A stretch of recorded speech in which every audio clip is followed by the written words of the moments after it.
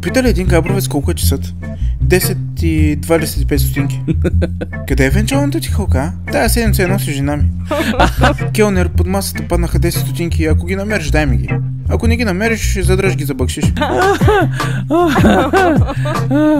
Тате, защо нашия квартирант всеки ден яде кебабчета? Защото го мързи да съди домати. Колко струва билет за вана? 2 лева. Ей ви 1 лев и кажете да я напълня до половината. Имаш ли портрет на твоите близначета? Ето. Но тук е само едното. Другото до също прилича на него. В началото на брака вашия съпруг нямаше ли някакви положителни качества? Имаше, но се свършиха до стотинка. Момче, донеси ми една пържола. С удоволствие? Може и без удоволствие. Картофи да е. Значи този плат е най-новият. Вчера го докарах от фабриката. Ами дали няма да избелее? Моля ви се. Цял месец стои на витрината и нищо му няма. Ама моля ви се, не си правете труда да ме изпращате. О, това ми доставя удоволствие. Винаги съм мечтала да видя свят. Колко ли струва една обиколка из Европа? Нищо.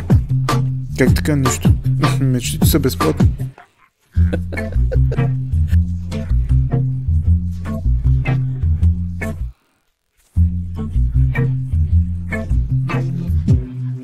Пътували двама габровци. През време на пътуването никой не е запалил цигара, въпреки че и двамата били страстни пушачи.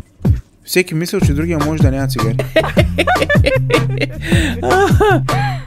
Мъжо, копчетата на старото ми пълто се изпокъсаха. Срам ме да ходя така.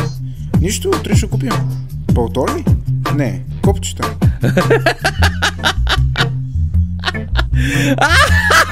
Обвинявате се, че сте ударили жена си с чиния по главата. Не ви ли беше жал? Как да не ми е жал? Чинията беше съвсем нова. Бабо, подай ми ножицата. Тя е за пред гости, баби. Скъсай конеца със зъби. Габровче е запалил свеж за покойната си майка. След малко баща му я огасил. Останалото ще пазиш за мене, сине.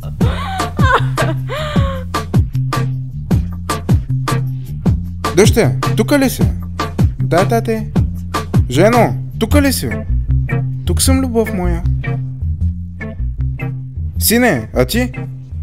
Да, татко. Добре, мамо стара. Като всички сте тука, защо свети в коридора?